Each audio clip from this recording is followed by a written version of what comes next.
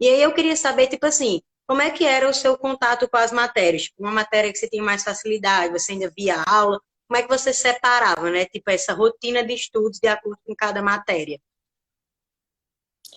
Então, as matérias que eu tinha mais facilidade, eu tenho medo de falar as coisas, as pessoas confundirem e cair naquilo que você falou, de tipo, das pessoas tomarem isso como modelo e aplicarem. E aí é muito importante lembrar que isso era a minha realidade, são as minhas dificuldades, tá? Não tem receita É, pronta não venham global. cancelar a gente, não.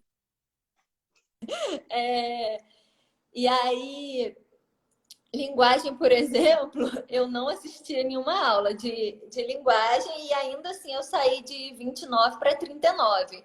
Mas assim, foi uma coisa que eu continuei lendo os meus livros e eu continuei fazendo muito simulado. O meu estudo para a linguagem foi todo em cima de simulado. Porque eu falei, cara, os padrões, eles se repetem. E aí, quando você faz muito simulado, sabe?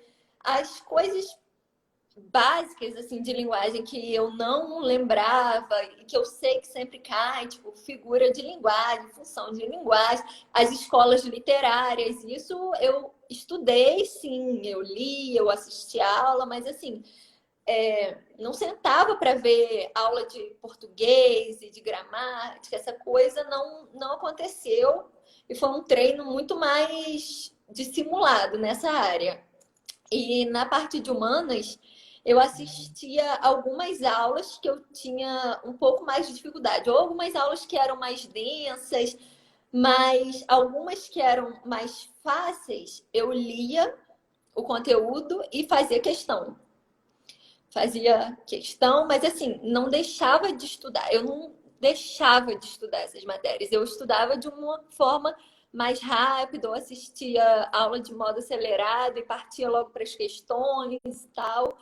Mas as aulas que eu precisava assistir, eu assistia com muita atenção. Natureza foi uma área que sempre foi minha maior dificuldade, então foram aulas que eu assisti com muita atenção, mas que eu falo que o estudo ativo não é você passar o dia todo fazendo questão e não assistindo a aula. É você assistir a aula, de repente ler um conteúdo, mas que isso não seja a principal parte do seu estudo, sabe? Não é assistir a aula e falar, pronto, hoje eu estudei, agora eu vou ver Netflix, porque eu assisti a aula.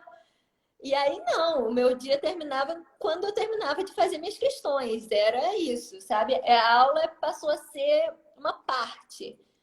Tanto que fazia as aulas de manhã e o resto do dia eram os exercícios. Só exercício, alguns simulados, então foi um pouco de tudo.